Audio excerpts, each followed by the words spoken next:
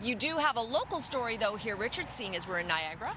Yes, about the Fallsview Casino, which is just a block to our left here on Fallsview Avenue in Niagara Falls. If you've been to the casino, which I have, Cynthia. I walked through it because there was a convention here a few years ago. Well, I like to come once a year and make my donation to the province of Ontario. Oh, how kind of you. I do. And when I'm there, I often visit the buffet, which will come as no surprise to you, Cynthia. But if you're into the buffet at Fallsview, get it while you can. It's going to close permanently on October 15th.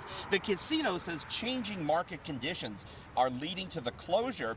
Maybe higher prices are too. Prior to the pandemic, you could go to the buffet here at Fallsview for $25. Now it's $55. The casino blaming higher food costs for that.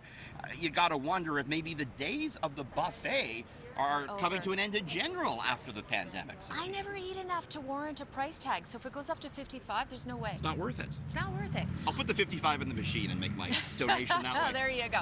Okay, Canada's largest airport. Let's talk about that. Pearson Airport, you know, not a great rap the last few years. It's been tough for travelers. Tough for a lot of airports, right? With the crowds and all lost bags. New survey out from J.D. Power ranking Toronto airport right near the bottom in terms of passenger satisfaction. Cynthia ranked 20 out of 21 when it comes to satisfaction. 64 out of 100 for overall quality. Dead last for on-time flights. But ouch. In response, Pearson pushing back, putting out a survey of its own done by Polera, finding 78% of travelers through the airport were satisfied with their experience. I like to travel. I've been to a lot of airports. Pearson is not the worst in my mind. I've been to a lot worse. JFK even down in New York, much worse in my opinion. But really? But I did, in fairness, I thought things were getting better at Pearson in the last few months. They are. They put a big effort They've into done a that. big hiring blitz, and I think that's helped. Yeah, I do think that's helped. Okay, last but not least, as we know, life is getting really expensive for people, and it's tough for them to make ends meet.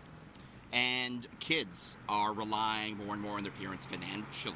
Cynthia, big new report, and I found this quite interesting. Found only a third of adults, only a third, don't rely on their parents for financial support. Most do into their 40s. 40s?